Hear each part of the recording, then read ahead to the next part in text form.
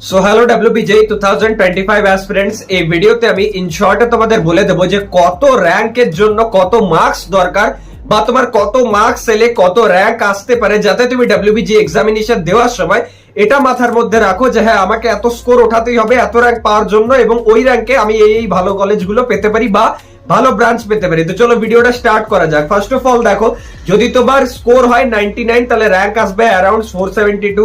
যদি তোমার স্কোর হয় মোটামুটি 94 কি 95 তাহলে র্যাঙ্ক আসবে 590 টু 630। যদি তোমার মার্কস হয় 90 মানে 90 তাহলে র্যাঙ্ক আসবে অ্যারাউন্ড 790। যদি তোমার মার্কস আসে 80 এর কাছাকাছি তাহলে তোমার র্যাঙ্ক আসবে 1400 মানে 1400 এর কাছাকাছি। যদি তোমার 70 এর কাছাকাছি মার্কস আসছে তাহলে আসবে প্রায় 2500 থেকে 2600 এর মতো। যদি তোমার 60 মানে 60 আসে মার্কস তাহলে তোমার র্যাঙ্ক আসবে 5600 এর কাছাকাছি। ভালোভাবে দেখো কতটা গ্যাপে বাড়ছে। এরপর দেখো, যদি তোমার 50 মার্কস আছে তাহলে 12500, যদি 40 আসছে তাহলে 28000, এরপর যদি 20 আসছে তাহলে 1,07,000 এর মতো, যদি 30 আসছে তাহলে 60,000 এর মতো। তাহলে 10 মার্কসের জন্য র্যাঙ্কের ডিফারেন্সটা কত একবার ভেবে নাও। 30 মার্কসে আসছে 60,000 সামথিং, সেখানে যদি তোমার 20 মার্কস হয়ে যাচ্ছে সেখানে র্যাঙ্ক কিন্তু চলে আসবে প্রায় 1 লাখের ওপর।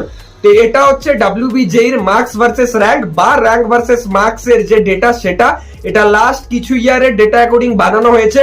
তোমরা যারা যারা WBJ এক্সামিনেশন এই বছর দিচ্ছ, কাউন্সিলিং এর জন্য, অ্যাডমিশনের জন্য যা হেল্প দরকার সব এই চ্যানেল থেকে পাবে।